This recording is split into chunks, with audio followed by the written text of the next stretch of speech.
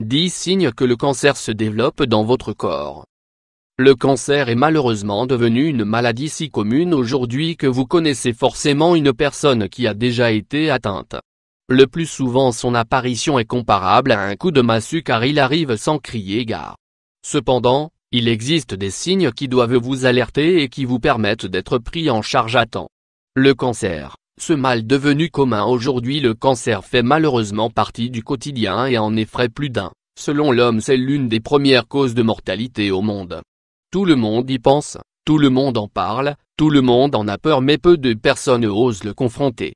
Même si certains cancers sont foudroyants et entraînent le développement de cellules malignes dans l'organisme à vitesse grand V, pour d'autres il est possible de gagner du temps et de bénéficier d'un traitement adéquat. Apprenez à observer et à écouter votre corps et si vous remarquez un changement soudain ou l'apparition de symptômes qui vous interpellent, ne laissez pas passer en vous disant il y a quelque chose qui ne va pas mais ça va finir par passer, réagissez et parlez-en autour de vous. Faites attention aux signes. Une peau qui démange. Le cancer est perçu comme une bactérie par l'organisme et celui-ci va se défendre en utilisant les globules blancs pour se protéger. L'expulsion des bactéries augmente le flux sanguin dans la zone atteinte et provoque un changement de coloration et des démangeaisons.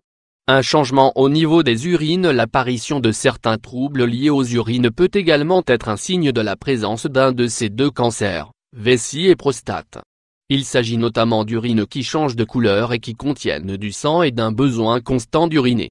Une voix qui change. Si vous avez un rhume et que votre voix est enrouée, il n'y a pas de raison de paniquer. En revanche, si votre voix change sans raison apparente et que cela dure depuis un certain temps, consultez. Cela pourrait être un signe de cancer du larynx, d'autant plus si votre gorge est irritée.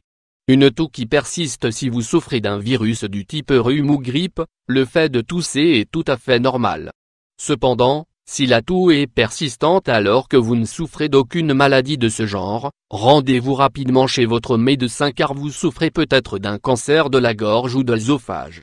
Une plaie qui ne guérit pas. Si vous remarquez qu'une simple coupure met énormément de temps à guérir, cela est peut-être lié à votre système de défense qui est occupé à combattre les cellules cancéreuses présentes dans votre organisme. En cas de plaie qui se referme lentement, procédez à un bilan sanguin.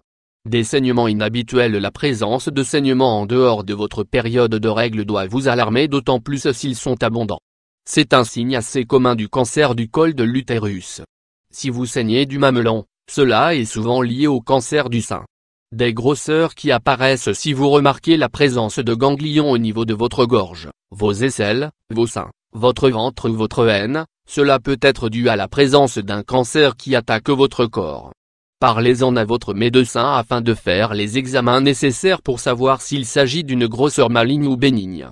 Des selles qui changent. Même si cela peut sembler bizarre, prenez le temps d'observer vos selles car un changement au niveau de leur couleur et de leur consistance qui dure plus de 2 jours peut être inquiétant. Du sang dans vos selles est un symptôme du cancer du côlon, tout comme une diarrhée qui dure plus de 2 semaines. Une perte d'appétit. Si vous avez de moins en moins d'appétit et que vous faites un rejet face à la nourriture, cela est causé par les changements subis par votre métabolisme à cause de la présence probable de cellules cancéreuses.